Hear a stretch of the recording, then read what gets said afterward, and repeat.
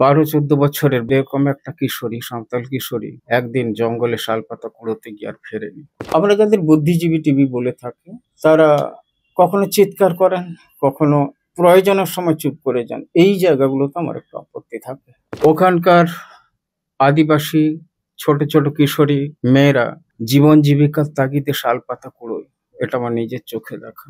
আমাদের বুদ্ধিজীবী একটা বিশেষ সময় বেরায়, আবার বিশেষ সময় ঢুকে যায় ভেতরে। তাদের মূল্যবোধ নিয়ে প্রশ্ন জাগে। তো এখন দেখি যে লিখছে একটা ছাপাতে দিয়ে দিচ্ছে, লেখা হয়ে যাচ্ছে, কবি বা সাহিত্যিকের সম্মান পেয়ে যাচ্ছে। এটা হওয়া উচিত না। আমাদের চারপাশের যে পরিবেশটা সেটা রাজনীতির আবহে ভরা। আর লেখালেখির ক্ষেত্রে পলিটিক্যাল যদি কেউ থাকতে পারেন, আমার মনে হয় সাহিত্যটা বাঁচে। প্রতিদিন কয়েক লক্ষ কবিতার জন্ম হচ্ছে পশ্চিমবাংলায়, কোনো সাহিত্য বোধহয় এত হয় না। এদের আমার মনে হয় না যে এদের পাঠক মনে রাখবে। এরা এই স্লোগান লিখতে পছন্দ করেন, তাই করে যাচ্ছেন। নমস্কার, দেখছেন আলাপ টিভি। আপনাদের সঙ্গে রয়েছি আমি শরীফুল। আর আমরা আমাদের মধ্যে পেয়ে গেছি তাপস মিশ্র মহাশয়কে, যিনি একজন সরকারি কর্মচারী। তার পাশাপাশি তিনি ছোটবেলা থেকে লিখে চলেছেন একের পর এক গল্প, নাটক। তিনি নজরুল স্মৃতি সম্মান ও বঙ্গস্মৃতি সম্মানে ভূষিত হয়েছেন। আপনাকে স্বাগত জানাই আলাপ টিভিতে। ধন্যবাদ। আলাপ টিভির সঙ্গে যুক্ত সমস্ত সদস্যদের আমার আন্তরিক কৃতজ্ঞতা আমাকে এইভাবে ডাকার জন্য এবং সুযোগ দেওয়ার জন্য, যাতে আমি দর্শকদের সামনে উপস্থিত হতে পারি বা আমার লেখা অনেকের কাছে ছড়িয়ে যায়, পৌঁছে যায়। আপনার লেখালেখি তো একেবারে ছোটবেলা থেকেই। জানতে চাইবো প্রথম লেখার অভিজ্ঞতা কেমন ছিল? অ্যাকচুয়ালি প্রথম লেখা বলতে ছোটবেলায় ওই পদ্য টদ্য ছড়া টড়া লেখার একটা চেষ্টা করতাম, সেটা কিছুই হতো না। তো মাধ্যমিক পরীক্ষার পরে আমার প্রথম একটা নাটক মঞ্চস্থ হয়, আমার লেখা নাটক আমার গ্রামে। সে সময় আমাদের গ্রামে খুব নাটকের চল ছিল, প্রচুর নাটক হতো প্রতি বছর। তো আমিও ছোট থেকে ঘুরঘুর করতাম 6-7 থেকে, তো আমিও ছোটখাটো রোল পেয়েও যেতাম, ওরা সুযোগ টুযোগ দিত। তো প্রথম নাটকেই আমার হাতে খড়ি, সেটা মাধ্যমিক পাশের পর ওই 17 বছর বয়সটা, সবে দুনিয়া থেকে দূরে আমার গ্রামেই আমার নাটকটা হয়। এবং সেটা থেকে আমার লেখালেখিতে একটা আত্মবিশ্বাস গড়ে ওঠে, এরকম বলা যায়। সদ্য প্রকাশ পেয়েছে আপনার নতুন বই মহুল। এই বইটি সম্পর্কে আপনার পাঠকদের উদ্দেশ্যে কিছু বলবেন? হ্যাঁ, এটা আমার লেখা প্রথম উপন্যাস। এর আগে কলকাতা আন্তর্জাতিক বইমেলায় আমার দুটো বই প্রকাশ পেয়েছে, 10টি গল্পের সংকলন ফারেসা খাতুন এবং 50টি কবিতার সংকলন আকাঙ্ক্ষা জেগে আছে। উপন্যাস হিসাবে এটা আমার প্রথম। এটার ব্যাকড্রপ অ্যাকচুয়ালি জঙ্গলমহল। মহুল কেন্দ্রীয় চরিত্র, উপন্যাসের নায়িকা, এর নামেই নাম। এটি নাগরিক চরিত্র। তার কর্মজীবনের পথ পরিক্রমায় জঙ্গলমহল বারবার ফিরে ফিরে এসেছে। জঙ্গলমহলের আদিবাসী অধ্যুষিত মানুষদের সান্নিধ্যে মহুল এসেছে, তাদের ভালোবাসায় সম্পৃক্ত হয়েছে, তাদেরই একজন হয়ে উঠেছে। অ্যাকচুয়ালি ওই সমস্ত অঞ্চলের পিছিয়ে পড়া মানুষগুলোর জীবনধারা, তাদের আর্থসামাজিক পরিকাঠামো ওইখানে গিয়ে ঘুরে না দেখলে বিশ্বাস করা খুব কঠিন। ওখানকার আদিবাসী ছোট ছোট কিশোরী মেয়েরা জীবন জীবিকার তাগিদে শালপাতা কুড়োয়, এটা আমার নিজের চোখে দেখা। 12-13 বছরের এরকম একটা কিশোরী, সাঁওতাল কিশোরী একদিন জঙ্গলে শালপাতা কুড়োতে গিয়ে আর ফেরেনি। সে ধর্ষিতা হয় এবং তাকে মেরে ফেলা হয়।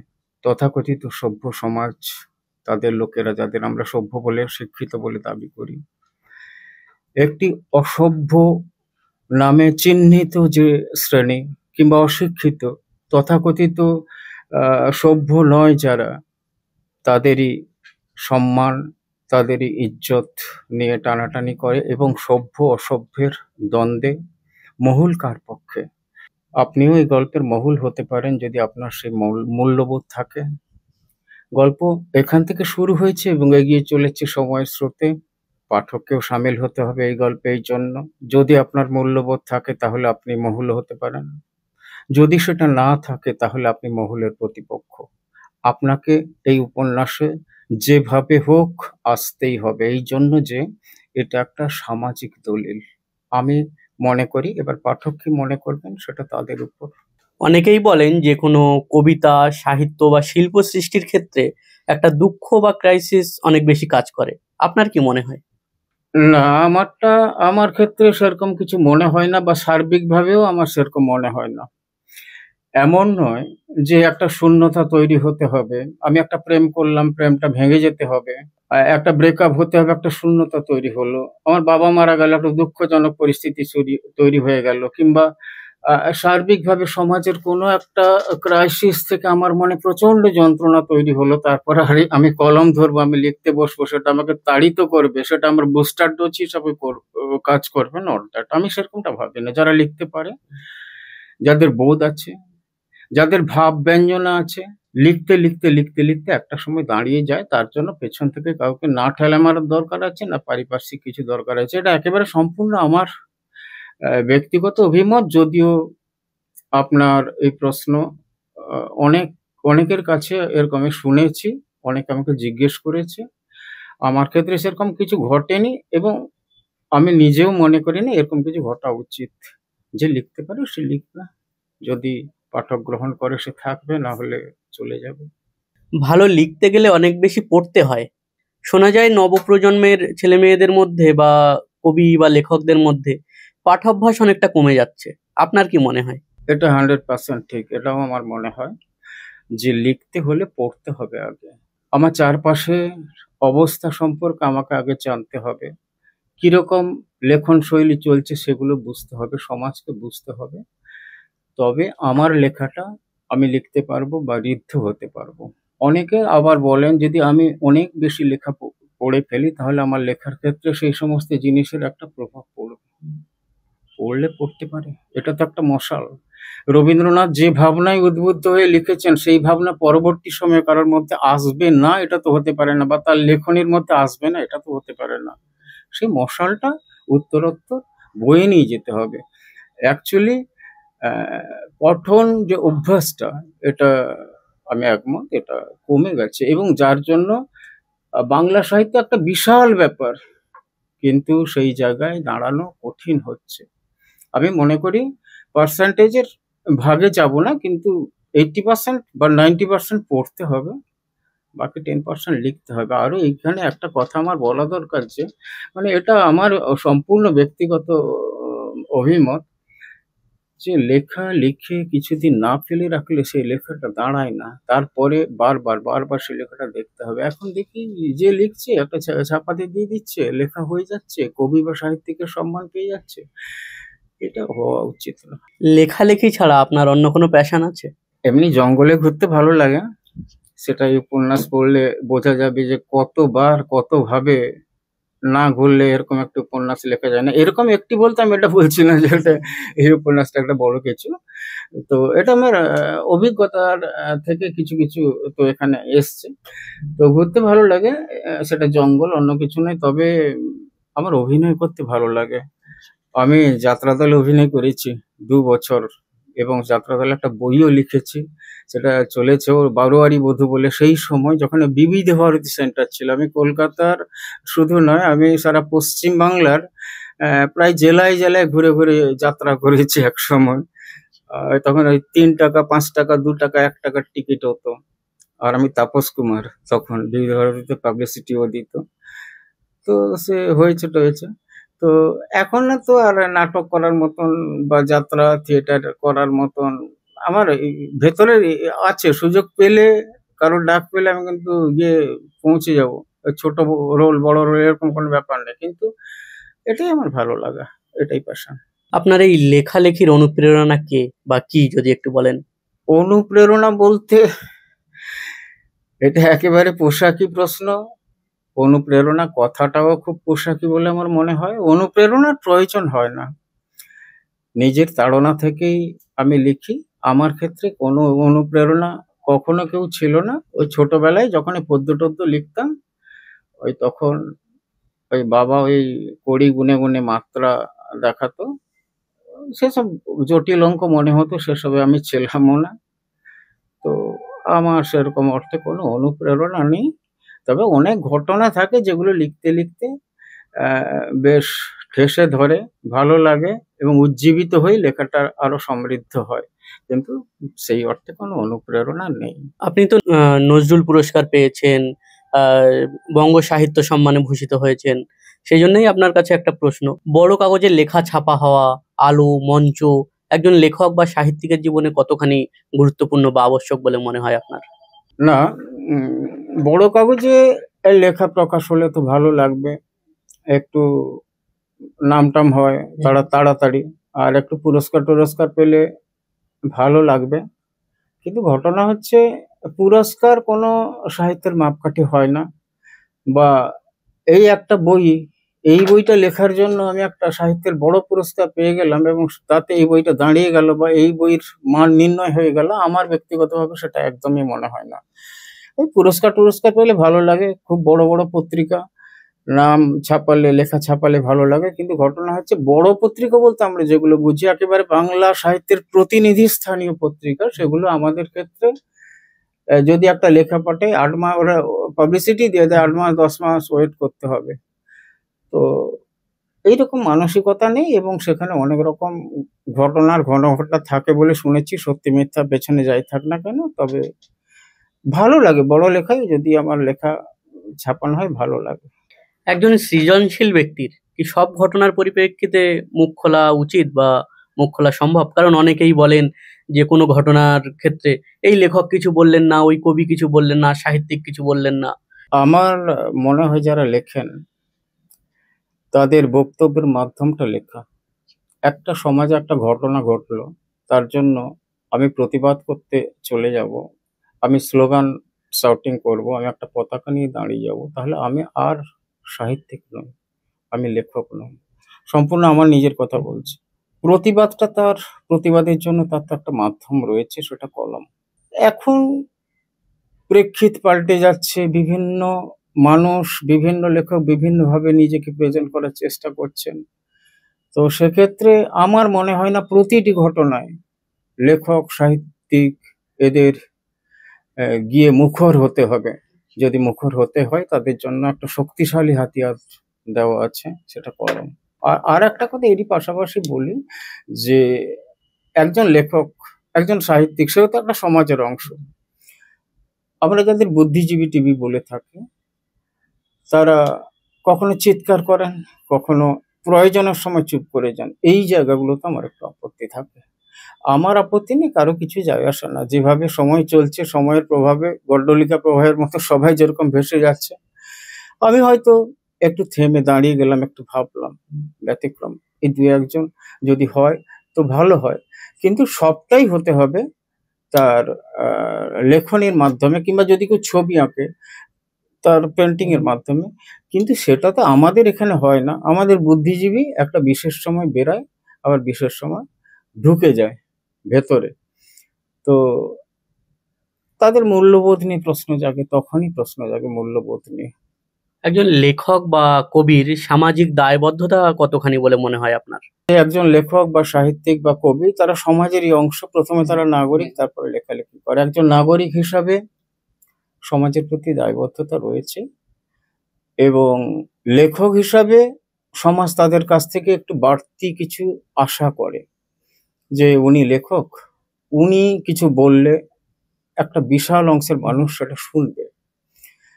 তো তবে তাদের মাধ্যমটাই সেই লেখা, লেখক, সাহিত্যিক, কবির কাছে। তবে এমন কিছু লেখার মধ্যে আসা উচিত না যেটা সৃজনশীলতাকে নষ্ট করবে। যেমন একটা ধর্ষণের ঘটনা ঘটলো, আমি যদি সাহিত্যিক হিসাবে একটা বিশাল একটি ধর্ষণ এবং কিছু কথা এরকম একটা হেডলাইন করে দিই, সে বইটা বেশি কাটতি হবে, তার মধ্যে ধর্ষণের একটা ঘটনা তুলে রেখে কিছু কিছু করে দিলাম, সেটা ভালো সাহিত্য হয় না। লিখতে লিখতে তার কিছু আসতেই পারে, কারণ সমকালকে অস্বীকার করা যাবে না। তো সেক্ষেত্রে তাদের মাধ্যমটা সমস্ত ক্ষেত্রেই যার যা হাতিয়ার আছে সেটাকে কাজে লাগানো, এটাই আমার মনে হয়। বর্তমান সময়ে অনেকেই দেখা যায় যে সোশ্যাল মিডিয়ায় বেশি লেখালেখি করেন। আপনি কোনটাকে বেশি প্রাধান্য দেন, সোশ্যাল মিডিয়া নাকি পত্র-পত্রিকা? না, সোশ্যাল মিডিয়া তো এসেছে, এটা তো অস্বীকার করার কোনো জায়গা নেই। আমার ক্ষেত্রে প্রাধান্য দেওয়ার বলতে আমি ওই ছাপার অক্ষরে লেখাটাকে বেশি প্রাধান্য দিই। তার মানে সোশ্যাল মিডিয়ায় যারা লেখাটেখা লিখেন আমি তাদের লেখা পড়ি, কিন্তু নিজে দিতে খুব একটা পছন্দ করি না। অনেক অভিনেতা, কবি, সাহিত্যিক বলেন, আমি বাপু রাজনীতি অত পছন্দ করি না, রাজনীতি আমার ভালো লাগে না।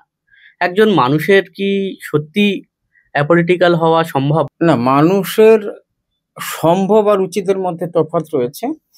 তো সেক্ষেত্রে অ্যাপলিটিক্যাল হওয়া হয়তো সম্ভব নয়, কারণ আমাদের চারপাশের যে পরিবেশটা সেটা রাজনীতির আবহে ভরা। আমি যখনই কথা বলবো কোনো একটা পক্ষ নিয়ে বলতে হবে, যদি নিরপেক্ষ থাকি তাহলে সেটাও একটা পক্ষ। সুতরাং আর অ্যাপলিটিক্যাল হওয়ার অর্থ যদি আমার লেখার মধ্যে সেই পলিটিক্সটা চলে আসে তখন উৎকৃষ্ট সাহিত্য থাকে না, তো সাহিত্য ধর্মিতা নষ্ট হয়। তো তার জন্য সাহিত্য না লিখে ফ্ল্যাগ নিয়ে রাস্তায় চিৎকার করা ভালো, সেটাও অনেকে করেন। তা সেক্ষেত্রে সাহিত্য থেকে সরে সরে আসা ভালো। তো সুতরাং লেখালেখির ক্ষেত্রে পলিটিক্যাল যদি কেউ থাকতে পারেন, আমার মনে হয় সাহিত্যটা বাঁচে। সাহিত্য এবং রাজনীতি দুটোর সংমিশ্রণে সাহিত্যও নষ্ট হবে, রাজনীতিও নষ্ট হবে। দুটো জীবনের আলাদা আলাদা ক্ষেত্র। যদি কেউ বাঁচিয়ে চলতে পারেন তিনি ভালো স্রষ্টা হবেন। কেন শীর্ষেন্দু মুখোপাধ্যায় ব্যক্তিগত জীবনে সুনীল গঙ্গোপাধ্যায় যে পন্থী হোক না কেন, তো তার লেখা পড়ে তো আমরা বুঝতে পারি না তিনি কোন পন্থায় ছিলেন। আবার বর্তমান দিনের বিখ্যাত লেখক যারা নাম করে গেছেন তাদের লেখায় সরাসরি রাজনীতি এসছে। এদের আমার মনে হয় না যে এদের পাঠক মনে রাখবে। এরা এই স্লোগান লিখতে পছন্দ করেন, তাই করে যাচ্ছেন। আপনি তো এতক্ষণ নিজের লেখালেখি নিয়ে অনেক কথাই বললেন, কিন্তু আপনি লেখেন কেন যদি বলেন?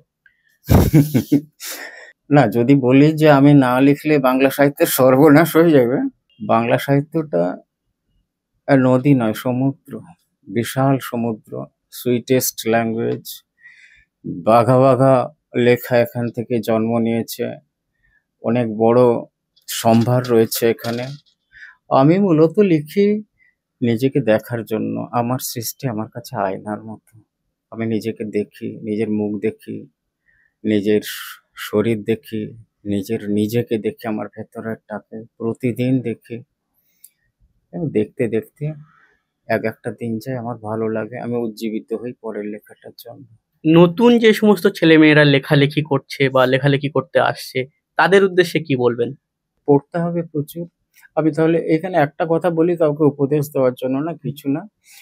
এখন পশ্চিমবাংলায় 10-11 কোটি মানুষ, সবাই লিখছে, অন্তত কবিতা লিখছে 8 থেকে 80 সকলে।